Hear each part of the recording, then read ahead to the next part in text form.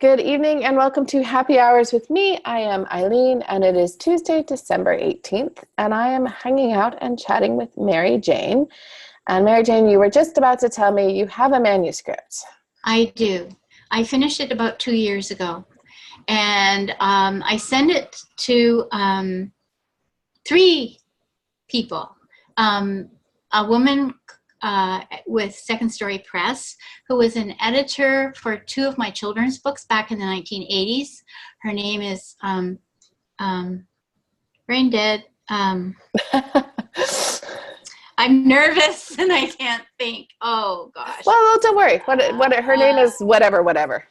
Yeah, and she wrote me the loveliest letter back, told me she presented it to her marketing team, and since it was about a white kid in the 1950s, it wouldn't fit the market.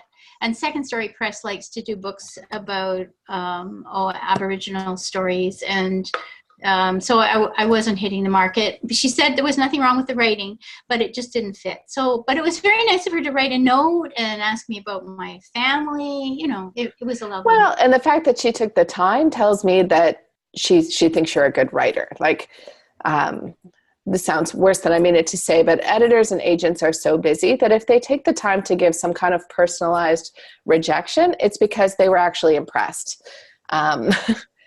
So take that when it comes, because it doesn't come often enough. So okay, well, I put it on my fridge for a year. Good. Her letter. I also sent about 3 chapters to an editor at an American big publisher down there. So I wasn't expecting to pull up this information from my head at this moment. But That's anyway, right. She wrote me a lovely note, said she loved my character, but it didn't fit the line that she was of YA, right? It didn't fit her particular line of books, which made sense to me because I did look at her books and that she was the editor for, and she was right. I wasn't quite in that kind of commercial. She told me my book was a quiet book. Yeah. And I took that as an insult, but at the time, I realized that just means it's a more literary book. Yeah. It's a compliment, actually. Oh. Some of my favorite books are quiet books. Oh, okay. Well, you've made me feel better already twice. Donna is a dear person. I consider her a really sweet friend, and she and also Crystal. I had a friend who was dying in August. She told me she had terminal liver cancer, and she wanted me to make a book out of her memoirs. And she had sent me her memoir chapters, chapter by chapter, over a 2-year period. She'd also send these chapters to other people that she knew. And I collected them and put them into Word. And I found it really tedious because it was just, she wasn't a writer, she was a nurse, but she was just writing about her history. And I thought, oh my God, I don't know if I can do this. And she said, please, please, please, I've got liver cancer, I don't have time, and I want you to get my book together. So I just went crazy. I tried for 5 days, I tried to edit it, and I just went crazy. So I asked Crystal for help, and she said, can you hire an editor? And I asked Bet. She said, yes, I've been saving money for this. So I said, okay, let's do this. So Crystal put me on to her wonderful editor. And again, I'm just blank at the moment. Amanda. I'm Amanda, and she edited this book, and she did such a beautiful job. And Crystal took all the photographs. I had a huge pile of photographs to go through. She wanted photographs in her book too. So Crystal said, yeah, we can do that. So we put this book together in 10 days. It was in Bet's hands 3 days before she died. She told me it was made her last days on earth the happiest, most joyful time. What a wonderful project to be a part of. That's amazing. I felt so privileged. I did. And I think Amanda and Crystal, they were wonderful. And the printer on the island, he was wonderful too. He went way out of his way, and we got that book in our hands. And yeah. So I'm going to go back to your book though. Okay. Yeah. Okay. I'm that person. I'm like, nice story, Mary Jane. Let's get back to you. All right. Well, I'm really scared to show it to you guys. Donna has says every once in a while, blue pencil, you ready for your blue pencil? And I thought, I don't know. You might just realize that I'm terrible. I'm a terrible writer. If you see it. So I'm just picturing Crystal, Donna, and I'd be like, yeah, no, you should give it up. No, you're out. I don't think they do that. No. Yeah, I don't think so. I think you're pretty safe. I also can tell you, based on the fact that you've gotten the feedback that you have, leads me to believe you've got something there. So, I mean, I haven't seen any pages, but I would encourage you to think about a blue pencil. And if that makes you nervous, think about maybe trading pages. So a reminder to everyone, we do have that section in the GLIP community where people can sort of be like, I have something if somebody'd like to take a look at it. And you can sometimes swap pages with people to get some feedback, because my thought is in both cases, you've approached publishers. Yes. And that's a very valid way to do it. But there are some reasons you might want to approach an agent first. And the biggest reason is they know all of these editors. So, you approach, for example, one of the people in the States who was like, well, it's just not a good fit for me. But unless you're either psychic or, have a secret life where you're involved in the publishing industry, which you might, you probably don't know like what editors are looking for that. Like who out there is like, I desperately want, a historical book with it leans maybe a little bit more literary, like a beautiful, quiet story. I don't know if you've ever read the Penderwick series. No. Oh, well, I'm going to give you homework. Hang on, let me find it. I got my pencil. All right, hang on. I got to look it up because, of course, I will screw it up otherwise. So it's middle grade, which kind of sounds a little bit like what you're writing. Yeah. The Penderwick Chronicles. Okay. I'm going to be at Kids Books tomorrow, so I might pick up a copy. Oh, and they will tell, because I read them because it was a recommendation from Kids Books. Oh, okay. So that's how I found it the first time. So they have a whole series, and I'm trying to figure out which is the first one. And of course, I think it's the Penderwicks on Gardam Street, I think is the first one. Okay. Okay, I'm writing that. I've written it down. And that is a beautiful example of a lovely, quiet series. And this book has won major awards, including like National Book Award, all kinds of things. So, and what I love about it for people who probably haven't had a chance to read the Penderwick series, it's by Janine Birdsall is her name. And I just looked it up. Yep, they've got over 1 million copies sold of this book, so you could say it's fairly successful. It didn't win the National Book Award. It was a national New York Times bestseller. So I'm reading just the summary for people. The Penderwick sisters are home on Gardam Street and ready for an adventure, but the adventure they get into isn't quite what they had in mind. Mr. Penderwick's sister has decided it's time for him to start dating, and the girls know that can mean only one thing: disaster. So enter the Save the Daddy plan, a plot so brilliant, so bold, so funny that only the Penderwick girls could come up with it. It's hijinks, big laughs, and loads of family warmth. So one of the things I love about this series is when you read them, it's book 2 in the 5 series. Which book 1? Okay. The book 1 is the Penderwicks, a summer tale of 4 sisters, 2 rabbits, and a very interesting boy. Okay. That's the first one. Okay. And it's just this kind of book about these girls all living together and this sort of, they're sisters, it's family time. It's never very clear if it's historical, but I think it must be, because there's no reference to the kids, being on the computer or, checking their cell phones. And let's be honest, nowadays, that's exactly what they would be doing. Yes. Sadly. Yes. So it has this very timeless quality to it when you read it, where it feels like, for me, it reminded me in some ways of my childhood, which I'm not going to get into, but let's just say it was quite some time ago.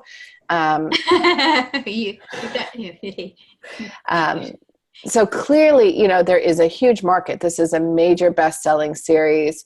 It's, been extraordinarily successful, both literary, with awards, as well as, commercially in terms of selling copies.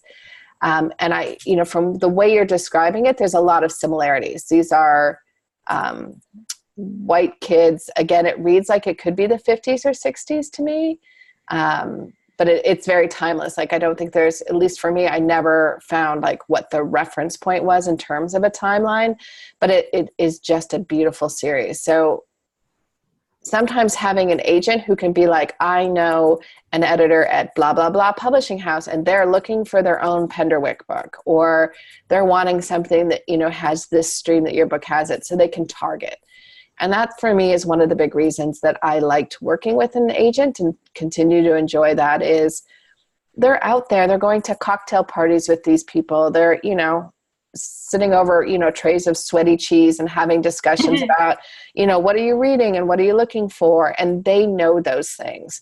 So for us, we're often just kind of shooting in the dark. Like, here's an editor, maybe they'd be interested, right? Yeah. And we don't necessarily know much about them, because even if we go online and look at what they publish, that only tells us what they have been interested in. Yes. It doesn't tell us, it's quite possible that, you know, you could look online and someone has done edgy YA thriller murder mysteries, and you're like, oh, well, they would never want my book. But they might be talking to someone and being like, I really feel like I want something with all that's happening with politics and the world.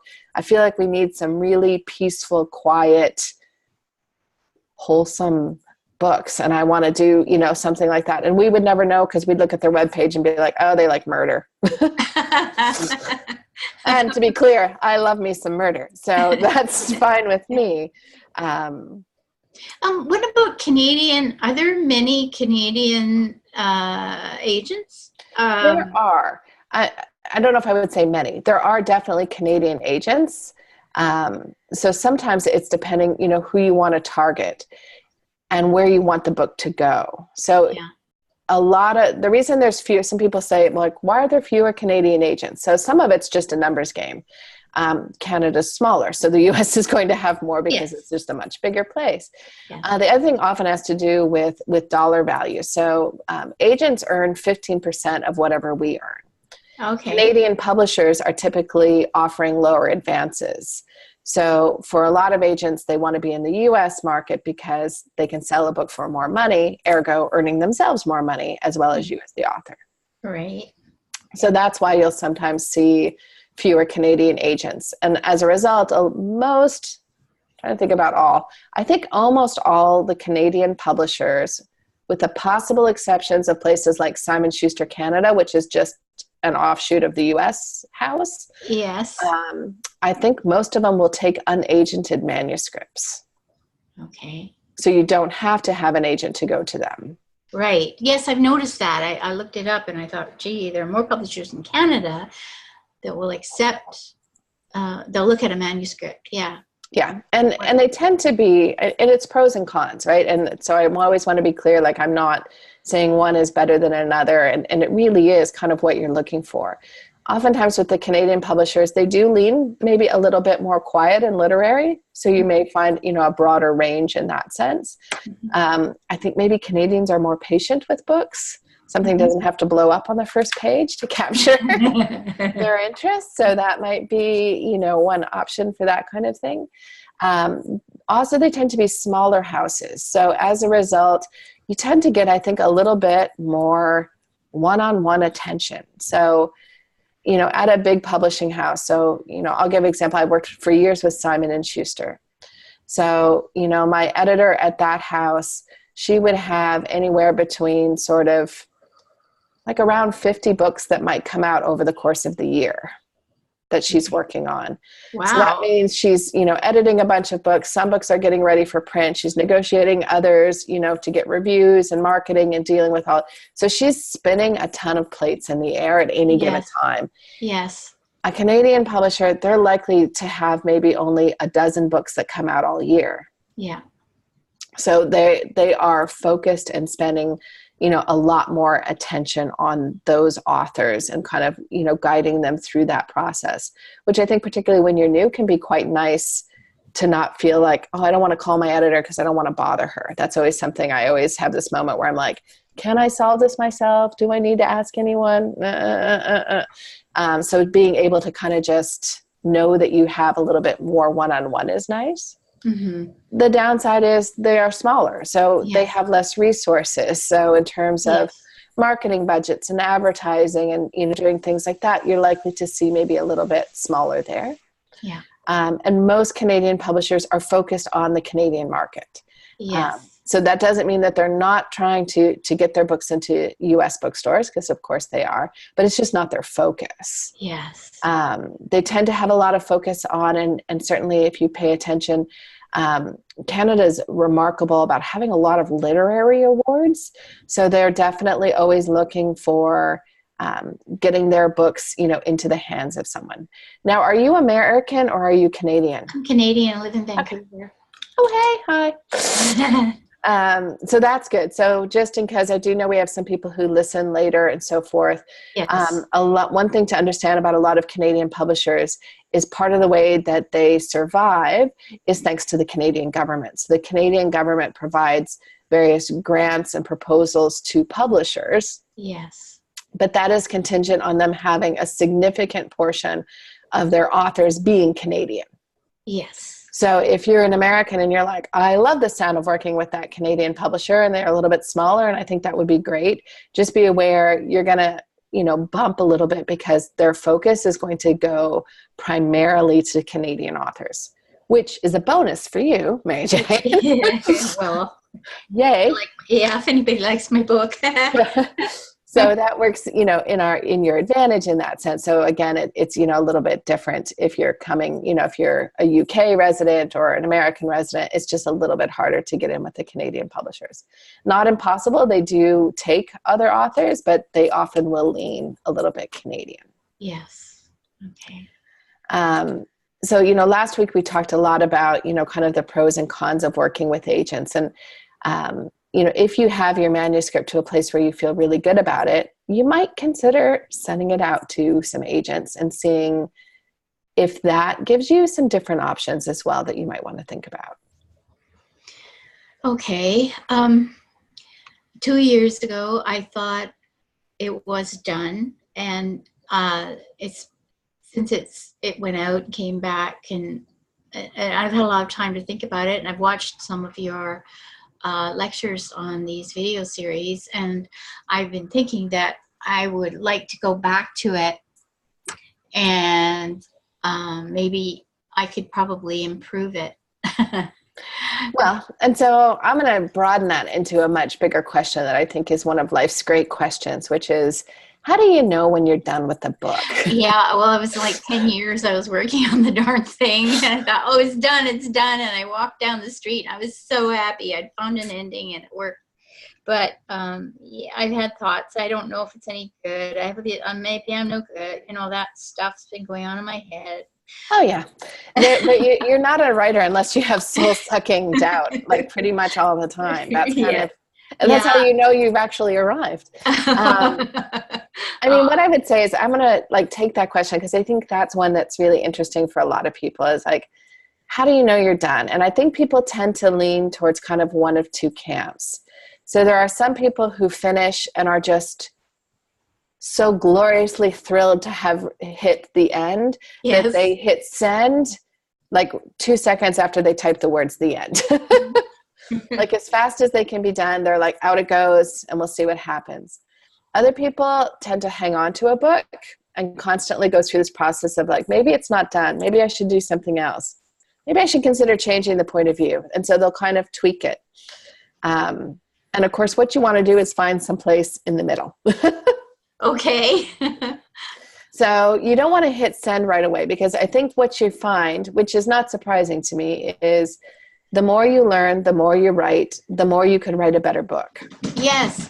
Oh, that's my dog. I'm sorry. I'm just going to stop her from, she thinks she's a cat. She's digging in her box. Maggie. I'm just going to get her. Hey, Maggie. Come here. Come here. Oh, there. Making noises. Yes. Silly dog. Sit on my lap. Don't snort, please. Okay. My dogs are envious that they get to sit. I'm always on my dogs to not make noise, and they always do. Stop snorting. So we'll just think it's you snorting, Mary Jane. That's fine. All right. We'll just know, like, she's got, some nasal issues she's working through. She's on my lap now, so she's closer to the mic. She does this when she's feeling neglected. She goes in the box. And it works, right? She's like, I'll just dig, and then I'll get to be in her lap. That's great. That's right. Okay, thank you. So, but what I was saying is, one of the things that I have a really hard time with is every so often I will pull out my first published book. So not the first book that I wrote, but my first published book, which I worked on forever, which then my agent helped me with, and my editor helped me with. And, it was published and it was out in the world. And in fact, you can still download that sucker. And I look at it now and I'm embarrassed in some ways because I could write that book so much better. Yeah. So much better. Yes. So that is always going to happen. So if you're waiting to send it out until it's as perfect as pie, I hate to tell you, you're never going to get there, because a year from now, you're going to be a better writer. That's the beauty of it, is you're going to just keep getting better. So are you saying, well, maybe I was thinking maybe I'll write another book and and I know it'll be better. Well, there's two things. I mean, I think there's several things to do. One is it is always useful to, if you've been away from it for a while, to pull it back out and sort of be like, okay, now I am a better writer. What might I change? And there may be another round in that. Yes. When it's time to put it away is one of two things. When either A, you can't stand to look at it anymore. Yes. Which is a valid thing. Like sometimes, and it doesn't mean you'd put it away forever, but sometimes it's like, I have worked on that book. I have rewritten that book. I have rewritten the rewritten version of that book. Yes, yes. Like I don't wanna anymore. Well, yeah. I've had that thought too. And that's very valid. And so one option is to be like, you know what? I'm going to put this aside, even for just 6 months. And I'm going to go work on something else, because there's something lovely about fresh and shiny new ideas. Yes. Partly because they're fresh and shiny. Yes. And sometimes we can see them. So sometimes people ask me, like the very first book that I wrote, which I never sold, people say, like, do you ever think about pulling it back out and, fixing it now? Yeah. And for me, I have pulled it out. And for one, when I looked at it, I could see why nothing happened with that book. Yes. It had some fairly major issues. And I just got to a point where I love that book for what it is. I learned so much by writing that book, but I just don't want to play in that sandbox anymore. Yes. Now, I'm not saying never. I'm not saying that I won't ever pull it back out and kind of have that chance to redo it. But at this point, I love that story for what it is. I learned a ton. I moved on. I wrote another book.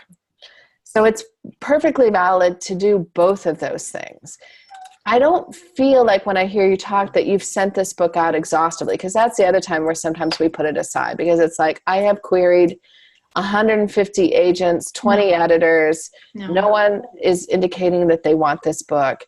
At which point, again, it doesn't mean that it's the book. It could mean it's the time that you wrote a vampire story after everybody is so sick of vampires they can't stand it anymore. It's not a vampire story. Yeah, but I mean, that happens. Like sometimes it's just that kind of thing. Or I have another friend, she wrote a Western. Yes. And she's gotten so much feedback where people are like, oh, this book, it's beautiful. I love it. But you know what? Nobody's doing Westerns right now. Yeah. And it is a weird thing. Like if you look out on the market, there's just not a lot of Westerns. So there is kind of this weird cycle of things where things come in where all of a sudden everybody's writing Lonesome Dove and various variations of that. And then it's like, well, Western's done. Yeah. Now we're on to vampires. Oh, now vampires is done. Now we're doing this. Now that is done. So you do see that happen. Yeah. So sometimes it's like, I wrote a dystopian and now nobody wants a dystopian because everybody did dystopian right after the Hunger Games. So we're not feeling it right now. And it kind of disappears for a little while. But hang on to it, because in publishing, everything comes back. I'm waiting for vampires to come back. I'm thinking it'll be another year or two. But we will see them rise again. Like the undead creatures that they are. Oh, this is so helpful. My dog is snorting. I'm sorry. She does the snorting thing. She's a Shih Tzu, and she She's a little stubby nose. Yeah. Well, I don't know if you can hear mine. One of mine is like, surely it is that time for that evening meal, which I won't even say the word, because if I say the word, it's going to get worse. It's not actually that time yet. We still have another 15 minutes. But someone is quite convinced that I can't tell time. Oh, this is great. I've got you all to myself. I can't believe it. Yeah, it's happened a couple times. It's that weird. I think it's always, we're also crunching into holiday time. So I'm well aware that some people are like Christmas cookies, presents, all the things. But yeah, I would say when people, whether it's you or anyone else, and you're like, I don't know. The first off is, if you're just not feeling the magic, it is okay to put a book aside. I think sometimes we feel like, oh, that means I've given up. Or it is okay to be like, right now, that is not the project. Yeah. Now, if you are someone who has 20 books and you never send any of them out because you keep going on to the next thing, well, then we have to have a different conversation. Because then there's something else that's going on. So sometimes it is that fear. Yeah. And I think for some of us, sending out a book, whether it's to an agent or an editor, is hard, because one of two things might happen. One, they might want it. And that's kind of scary. Yes. Because that means it's going to actually go out there, and people are going to have opinions, and people are going to comment on it, and all of those things. So sometimes, strangely enough, it's the fear of success that can stop us. And sometimes it's the opposite, which is we've poured our hearts and our souls into that effort, and we've spent, time and given up evenings and weekends. And it's like, I just don't know if I can face someone telling me no. And that's hard too, right? Like, if I could do anything for writers, it would be to take away the sting of rejection. And I think some of us now, like, I act like I'm very like, oh, I've got a thick skin, which is a big fat lie. Like, I don't. I'm still a big softie. Like, I've got a little bit of a hide now. Like, it's harder to hit my squishy interior. But it's still there. It's still there. Yeah, the rejection is always hard. Yeah. And it's made harder because we never really know why we're being rejected. So we don't know. I mean, we all assume, because we're writers, we all assume that, of course, the reason it got rejected is because they hate the book. Yeah. They hate me. I'm a horrible writer. I've got bad hair. I need to lose 10 pounds. All those things. Yeah, like, we just pile that right on. Like, it becomes this much, much bigger thing. Where the truth of the matter is, we might be rejected because they have too much on their plate and they can't imagine taking on one more thing. They could reject it because it's just not their personal cup of tea. They think the book is great. They just don't want to do it. It could be that, to be honest, their assistant went through their query pile, and the assistant didn't like it because she wanted to go to a Christmas party. So she hit reject on everything before she went. She could go earlier. And we will never know, right? We'll never know if it was something going on for the agent, if it was something with the book, if it was something in the marketplace. I mean, sometimes, and that's, I think, why we live for those moments where we actually hear from someone. Yes. Because that so rarely happens, right? Like now, which I cannot stand, and I'm going on the record, it's being recorded and everything. I hate the new policy where a lot of agents and editors have a no response means no. Because honestly, is it really that hard to send an automated no? Yeah. Like, just send me a no. Yeah. Like, the idea that, like, if you just don't even hear anything, which I think is the worst, because then I go right away to, like, maybe the email got lost. Like, how do I know that they didn't get it? Yes. Yeah, it is unsettling, isn't it? Yeah, I've sent a few picture book manuscripts out this year. Maggie, stop that. Please. Maggie's chiming in like, I hate it too. Like, really, can't they just say no? So yeah, the no answer as a no, as a no drives me nuts. Yeah. So we don't know any of those things. So I think sometimes we do stop ourselves before sending stuff out, because we just sort of like, well, they're going to say no, so I'm just going to skip to where I just say no and just not even bother. Yeah, I do have a problem sending things out. It is a problem for me.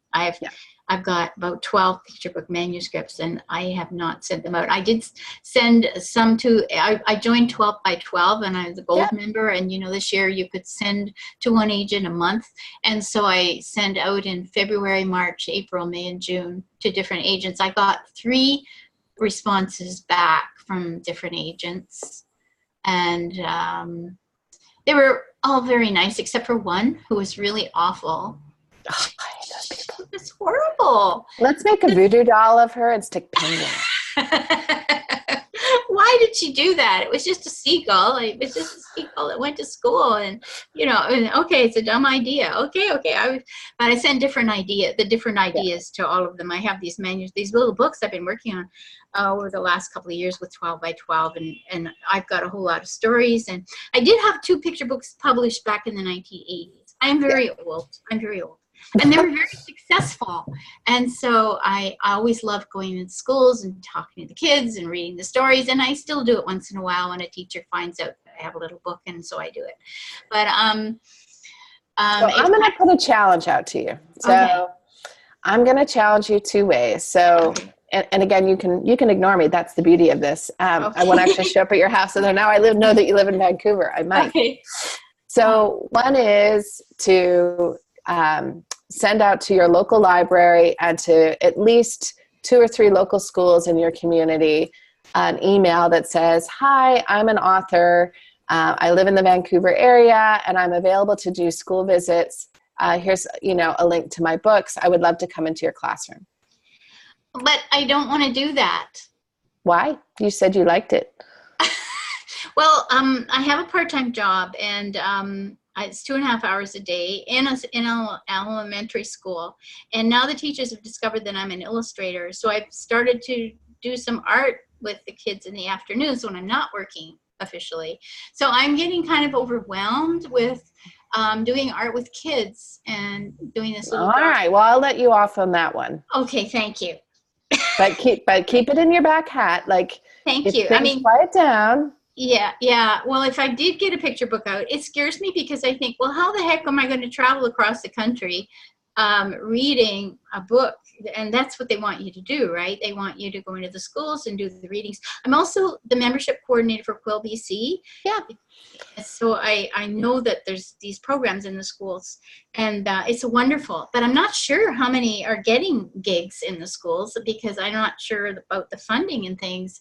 I haven't really asked. So if it's something that you don't want to do, then you don't have to take it on. Okay, I don't. Look at me giving you dispensation there. You are now safe to do that. Okay. But if it's that you love doing it and you just feel like an imposter, which happens to a lot of us, then I'm going to make you do it. So you have to dig deep in yourself, and there's no quiz. But ask yourself, if it is that you're overwhelmed, then don't add one thing to your plate. Yeah, that would be overwhelming for me. My biggest thing is to get it in the mail. Yeah. And with a cover letter and the pitch. Yeah. Well, now I'm going to give you the best publishing advice I ever got. Okay. In my entire life. It changed my career. And it came from Ivan Coyote. I don't know if you know Ivan. I've heard the name. Yeah. So I took a course with Ivan at CAP long before I was published. Yeah. And I had sent some things out, which had all had been rejected. And so I was taking the class, and Ivan pulled me up afterwards and said, you're good. You should be sending your stuff out. And I said, oh, I don't know. I'm finding it really hard. And, there's rejection, and I just don't know if I can cope with that. And it's just so discouraging. And Ivan fixed me with a stare. So I'm going to stare into my camera here, see if I can do it. And okay, I'm staring back. She fixed me with a stare, and she said, so now I'm going to do it as if I'm doing it to you. She would be like, Mary Jane, here is a newsflash. You are not published.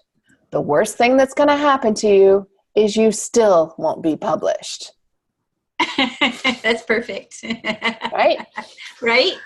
So you're no further behind than where you sit right now. And if you think, and again, because Ivan is nothing if not direct, Yes. Ivan was like, do you think that basically you're going to be sitting at home and there's going to be a ring at the doorbell and someone's going to be like, oh, hi, I'm an editor from Simon Schuster and my car broke down outside.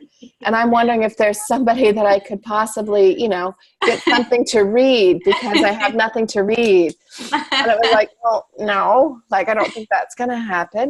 Then it's like, well, then you have to send it off. And for me, it was weird, but it was this thing where it was like, the worst thing that will happen is that you'll get rejected. Yes. They're not going to show up at your house and beat you up. Yes. They're not going to take your dog. They're not going to, you know, drag you into the public circle of Vancouver and Robson Square and make you carry a sign that says, terrible. I have been rejected.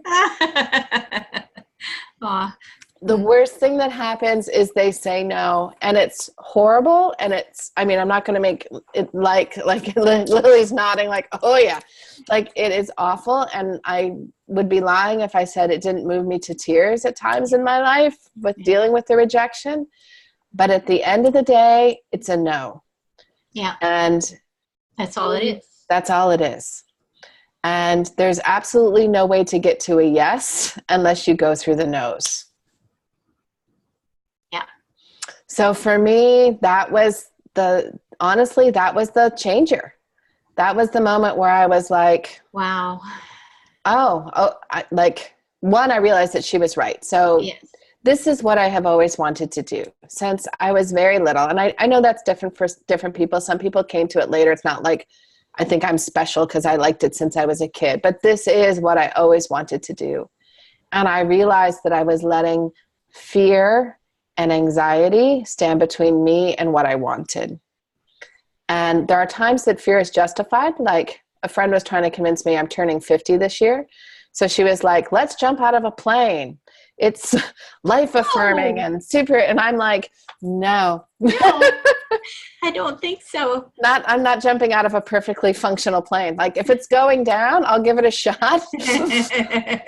That's my only option, but otherwise I am not, you know. And so she was trying to convince me like, take a risk, it'll open up all these things. And I'm like, no, I'm not a risk taker. Like I am not someone who jumps out of perfectly functional planes, but no is a risk I can face. No is, you know, feeling bad about it, but it's an okay thing. So, you know, my challenge to you is to be like, and it doesn't have to be this week. You're allowed to have the holidays off. Oh, thank you. But to say to yourself, you know what? In January, I'm going to maybe try sending this out. Okay. And you know what? And it's also fun to be like, and then I'm going to go work on something new that excites me. That's a fun new project. I wrote 4 complete full manuscripts before I sold. Okay. Oh, and my God. And I am not alone in that. And when I do school visits, because I do them as well, like I often tell the kids, like, so I wrote this manuscript and I worked really hard to make it better. And I sent it out to all these people. And do you know what happened? And the kids say like, you got published. I'm like, no, I got rejected. And they all laugh. And I'm like, but I'm not a quitter. So I wrote another book and I sent that book everywhere. And you know what happened to that book? And they're like, that got published. I'm like, no, that also got rejected. But I'm not a quitter. Do you know what I did? I wrote another book. Sounds like and you know what happened? It got quit, you know? And they're like, oh. And then they're like, I'm like, do you know what I did next? And they're like, you didn't quit. You wrote another book. And I'm like, no, I quit. And I actually did. I quit for 2 full years. I stopped writing. And I was like, it's not happening. It's not, you know, I've tried. I've written 3 full manuscripts. I made them as good as I could. I've taken classes. I've gone to conferences. Like, clearly, I'm just not good enough. And so I quit. And then, of course, the problem is I actually really like writing. Yes. And I missed it. And I, you know, after about 2 years, I was like, okay, I'm going to do this again. And I wrote another manuscript. And I said to the kids, do you know what happened with that one? And now they've caught on. They're like, you got rejected. And I'm like, yeah, that one got rejected too. That's how you know it's not a motivational speech, right? Because otherwise it did. The fifth, oh yeah, the fourth one. Fourth one got rejected. But at that point, I knew like this is what I did. And so I wrote another book. And that book was the first book that I did sell, which was Unpredictable. We ended up selling it in 8 different countries. We sold the film rights to that book. And that was the beginning of my writing career. Wow. You wrote a book called Malice, was it? With Malice. With Malice. Yeah. So is it being made into a film? Maybe. Stay tuned. I haven't heard anything yet. There was a screenwriter who has picked it up, so it has been adapted. There is a screenplay. And I don't know if you watch Netflix, but there was a movie that was done called To All the Boys I've Loved Before, which is a cute movie. It's a YA movie. And the same director, producer team who did that say they want to make With Malice into a film. Oh. But so far, no money, honey. Okay. Well, I'm waiting to see. Yeah, I'm taking good luck on that. But yes. yeah, it's a very, I look back and I feel so lucky to be where I am now. But I also tell people, after I wrote Unpredictable, I was like, that's it. I've made it, right? Like we sold that book in 8 countries. All this great stuff was happening. And I was working on my next book, and the publisher came back and said, you know what? We're just not going to do romantic comedies anymore. Thanks so much. It's been great working with you. Bye-bye. So I went from being published to being unpublished again. And that is when I reinvented myself and started to write YA. Okay. And even within writing YA, I wrote one full book in there where my editor and I at the publishing house, we just never it never saw the light of day. So I think we think of publishing being a kind of thing like, I'm going to try. And then eventually it's going to be like, oh, onward. But most people I know go like this. Yes, like life. Like life. I did an interview with Robin Harding, who is a thriller writer. She's a friend of mine, so I know her personally. And she sold her first book for a very sizable 6-figure advance. So she was like, I've made it, baby. That book came out. That book did not do very well. And so she was in a 2-book contract. So her second book came out. But the publisher, by the time the second book came out, they already told her, like, nope, we're not doing any more books with her. Oh. So she then published a couple books for very modest, small advances. Yeah. Then she decided to quit writing altogether. She went into screenwriting. She did that for a few years. But she missed writing books. She came back. She sold her book, which is called The Party, which became a Target Book of the Month Club. Like, it did incredibly well. And then she sold her second book, Her Pretty Face, which came out, which is her most recent release. And she's on to her third. And she's doing extraordinarily well. But if you followed her career, it was like, high, low. So I think we do ourselves a disservice sometimes in writing because we look at people and we're like, oh, they've made it.